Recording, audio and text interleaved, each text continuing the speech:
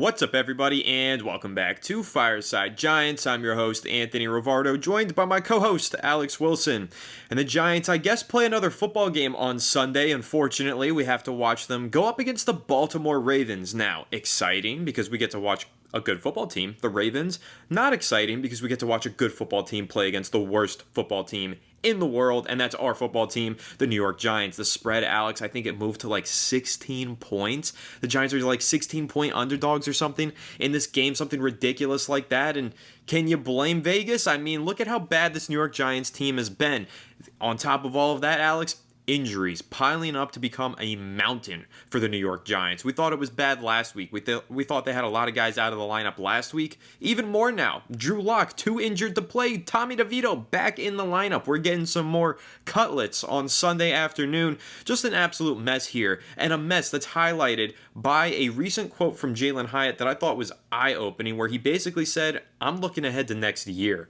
If that's the mindset of Jalen Hyatt, and listen, I can't blame him. He's barely touched the football this year. He's a former third-round pick. The Giants kind of touted him up as being some explosive playmaker that they want to get involved this season. Never really seemingly made an effort to get him involved. I can't blame him for being excited to just look ahead to next year, but just the fact that a player is saying that with, 4 games left to play, right, Alex? 4 games left on the schedule, and players are talking about next season already? It's eye-opening. It tells you the state of the New York Giants. It tells you the state of their locker room and really just how much of a mess this organization has become. Not that we needed any more signs that this thing was a mess. We knew it was a freaking dumpster fire, as the banner flying overhead from last Sunday afternoon told us. And as we've all told everybody, we've all called this a dumpster fire at one point or another. But man, it's just a sad state of affairs highlighted by that quote, in my opinion. But Alex, how are you doing today, my friend? What are your thoughts on... Hey, Yankees are making some big moves. Obviously a little loss there, but now it's on the up and up. But the Giants just continue to spiral out of control. How are you feeling about the latest developments regarding the New York Giants? The latest developments.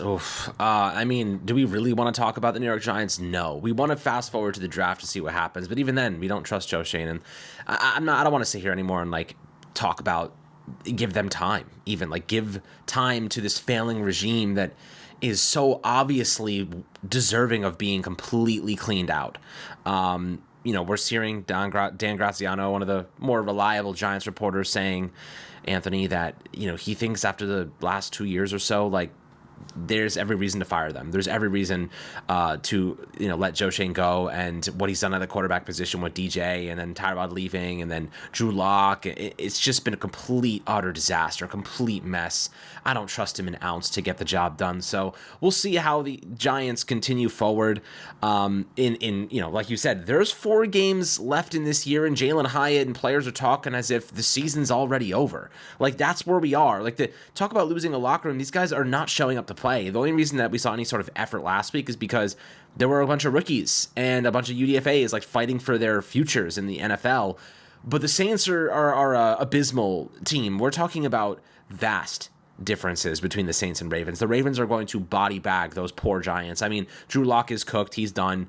Most of the starters are out. They're just seemingly keeping them on the back burner for now. Injuries obviously taking hold, and Trey Hawkins steps in, has a great game, fractures his lumbar spine. God help these guys. If there is a God, he doesn't care about the Giants, that's for sure. So, I do think right now, if you are a Giants fan, the future is all we can hope for. We're looking at these injuries right now saying, whatever. We're just waiting for the season to end. We're going to start looking, and I'll give you a little preview into our offseason plans. It's going to get draft busy very early for us, and I think that that's probably what you guys want. We're going to start looking at defensive players. Obviously, we'll do the breakdowns of the quarterbacks and take a look at what the right option is there. It's really Cam Ward or Shedeur Sanders. Those are the 2 guys. If you've watched us for long enough, Anthony and I are big Cam Ward fans. We really like his style. We keep hearing rumors that the Giants love Cam Ward, even though they dropped all these hints about Shedeur Sanders. Maybe it was a smokescreen. Who knows? We'll see how things continue to progress here. Obviously, both players are not playing anymore in this college season. So now we wait to see what happens. And I think there's going to be a lot of really cool receiver talent that we can look at in the draft, Anthony. There's always good receivers, always underrated talent there that we really like. So we'll keep doing that work for you guys. That way you have a better idea of what to expect. And look, if the Giants clean house, we're going to have a lot more work cut out for us, figuring out who the possible general manager would be, who the possible head coach would be. But until they make that decision, which I think, quite honestly, Anthony, I think Week 18, the day after, they will fire them if they're going to. They cannot waste a second. The second that season comes to an end, they're either getting fired or they're not getting fired, because John Mayer's not going to waste a second looking for a new options here and letting other teams get a head start. So that's kind of how I feel about it. It will be a very, very fast move once the season comes to a close. So we got 4 weeks to find out what happens. Yeah, I think a decision is on the horizon, and to be completely honest with you, Alex, I think that a decision could come sooner rather than later. I agree with you, it probably happens on the NFL's Black Monday. Maybe that's when the Giants make the decision. But hey, we've seen them do this before. We've seen them get to this point in the season. Things are getting embarrassing. Chatter in the locker room is becoming a little too loud. The negativity surrounding the franchise is way too intense. And then they make a midseason firing. And it's not really midseason, it's more like 2-3 weeks left to play. So the Giants get blown out by 50 points at home.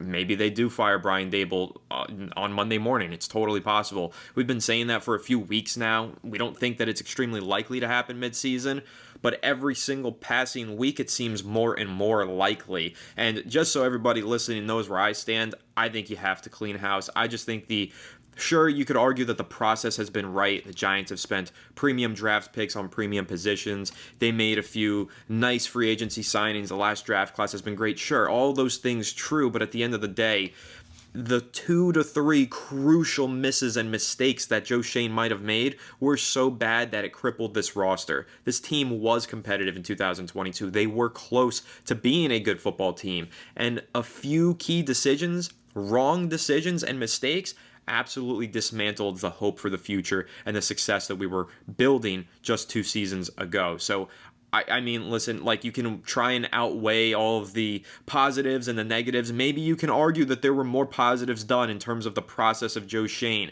But again, the weight of those negatives is so much stronger and heavier than those positives. The balance of the scale is completely tipped the other way. And unfortunately, I think it's going to result in firings for this regime, which sucks because we had a lot of hope for these guys when they were hired. We bought in pretty early on because they had a successful first season, but since then it's been a lot of mistakes as a result of that playoff win. I think the Giants kind of misunderstood where they were. They felt like with that playoff win that, okay, maybe we are really close to competing.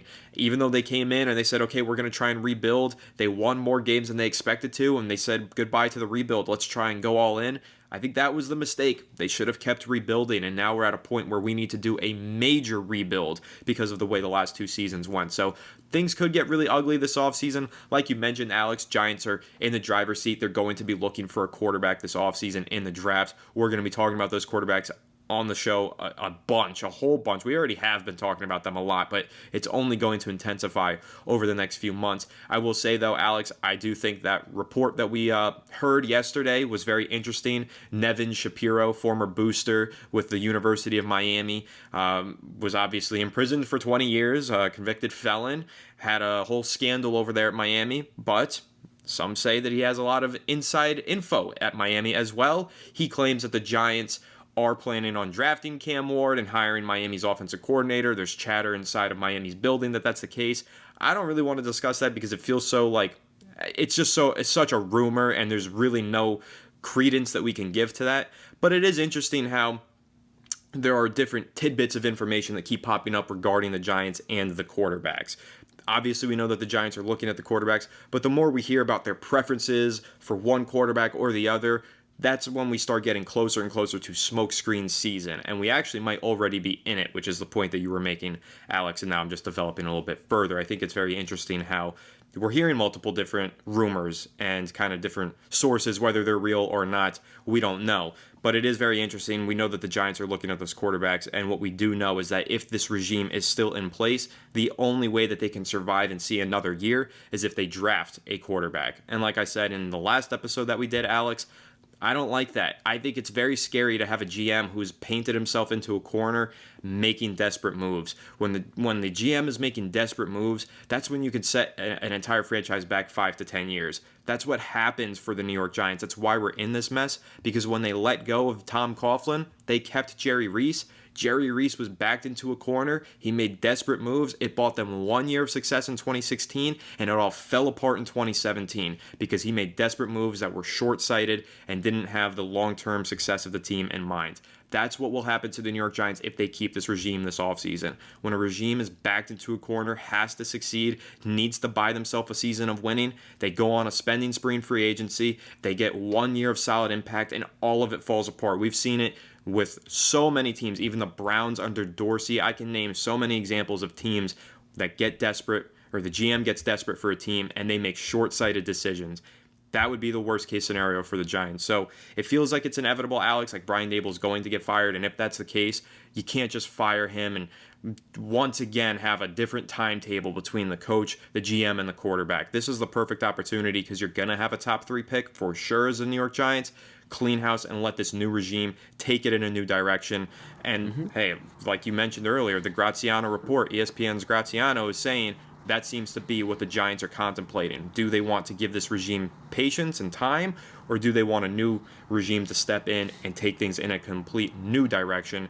I think that's the right way to go, and we'll see if that's the decision that the New York Giants make. But one last point, though, Alex, you did mention the Jalen Hyatt quote. I will read that quote exactly.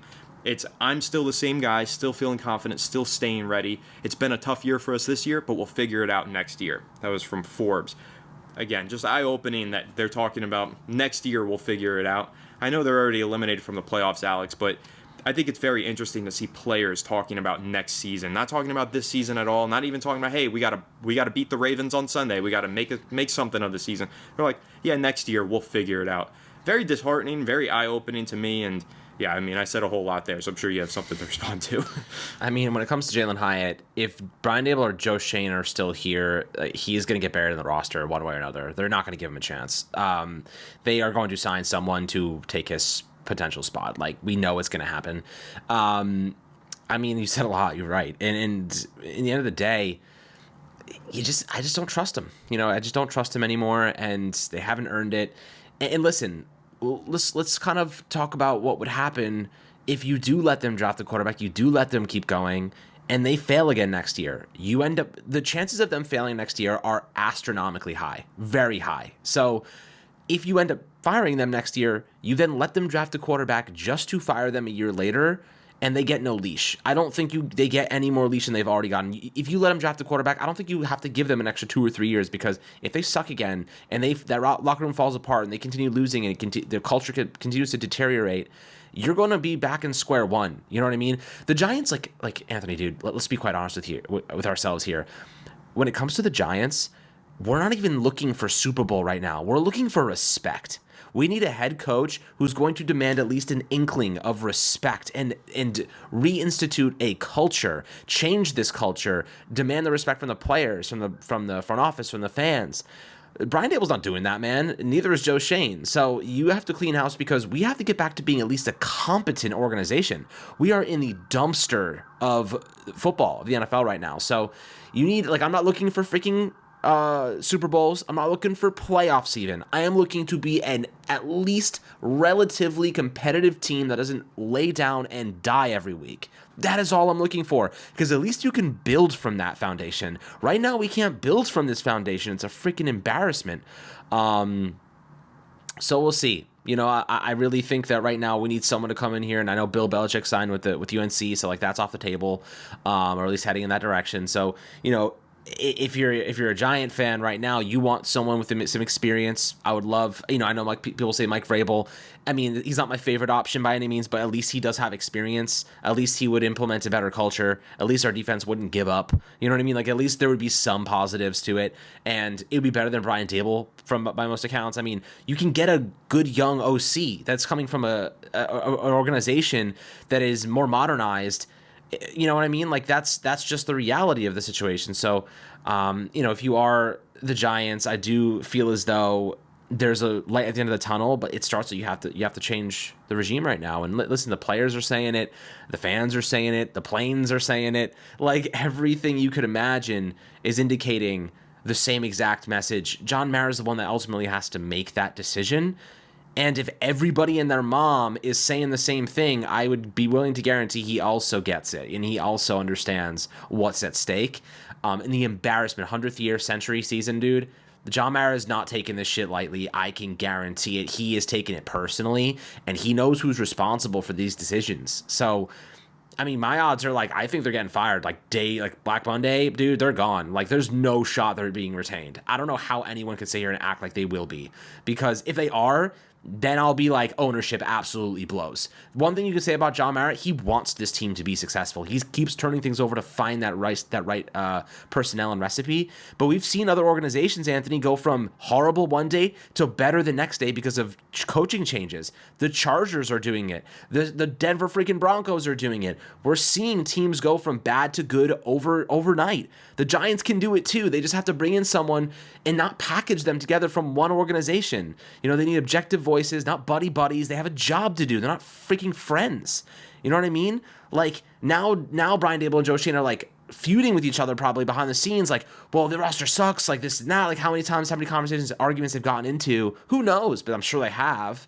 You know, I have no idea. I'm just speculating, but like, I'm sure they've gotten into heated situations before about how things are going. I mean, God knows the coaching staff has freaked out and lost their shit over them and walked out and cursed and punched people. You know what I mean? Like, we've literally had Mark Colombo punch Brian Daboll. Like, come on. Like, what are we doing? So, I don't know, man. Like, right now, I have zero confidence in these guys. If you're John Mara and you're the owner and your team is worse than the Panthers, worse than the Saints, worst team in football, how the hell are you not firing these guys? I don't know. Yeah, I'm not sure either. And it was Mark Colombo who punched Joe Judge. Minor correction there. But either way, coaches punching coaches is enough. Wink Martindale cursing out coaches and walking out of the building and never coming back. That's enough. The amount of dysfunction that's taken place inside of this building over the last, 10 years, but even in the past 2 years has been intense and embarrassing. I mean, the Giants have been an embarrassment over almost every single week. And I saw people, Alex, in the comments of our last episode saying the Giants competed. They played hard. What do you mean they got dominated? It's like, guys, they were behind the entire game. Drew Lock didn't complete a pass until midway through the second quarter. They were dominated for most of that game. Sure, the scoreboard ended up being closer than the game really appeared because, eventually they scored a touchdown in the fourth quarter, but the Giants were embarrassed against the Saints team that is really, really bad and was playing with a backup quarterback for the fourth quarter, still couldn't find a way to win. So it was embarrassing to me. I think every game this season has been embarrassing, to be completely honest, other than the Seahawks game. The Giants are just... What can we say that hasn't already been said? Now, again, there's a lot of different reports and eye-opening quotes. Like I said, Jalen Hyatt, his quote was very eye-opening to me. I'll just read out the Graziano quote as well, just so that the listeners can, kind of get an understanding of where things might be heading. Graziano said, with the Giants, I know ownership is sick of changing coaches every 2 years or 3 years and doesn't want to move on from Brian Daboll, but the team is not competitive, and there has been enough negativity there the past couple of years that it's possible they could decide they want a new administration to make the call on the next quarterback and the future direction of the franchise. End quote. And honestly, that's exactly where I'm at. There's been enough negativity over the last 2 years. It's all gone downhill since that playoff win. The roster has gotten worse at every level since that playoff win, and as a result, I think that it is time to bring in a new regime to see if they can get it back on the upswing and take us into the future with a new mindset and a new quarterback. I think that's going to be the most important factor here. And again, it's really just the main argument here, Alex. I just want the GM and the head coach to be married. If they're going to fire one, I want them to fire everybody. If they're not going to fire one, then don't fire anybody. Like, if you're going to keep Shane, keep Daboll. That's how I want it to be. Keep them on the same path. But at the end of the day, drafting a quarterback into a situation where things are on thin ice, that's how you get the Daniel Jones situation where he just gets new head coach after new head coach and new coordinator after new coordinator. That's how you get the Bears situation. Their last 3 quarterbacks have had a head coach in year 1 fired going into year 2 and having to start over. It's the worst thing you can do to a young quarterback. The Giants need to make sure that they don't do that. The way to avoid it, draft in a new regime for the draft. So that's where I'm at with it, Alex. Of course, great discussion with you as always about how bad the New York Giants are. And again, there's really not much more we could say, but make sure to leave a like if you guys enjoyed this episode. Subscribe to the channel if you're new. Ring the bell so you don't miss the episode, and comment your thoughts down below. If you're listening on Apple or Spotify, make sure to leave us a 5-star review. Go ahead and follow us on all of our social media channels at Fireside Giants. Without further ado, catch you on the next one. Have a good one, and let's go Giants.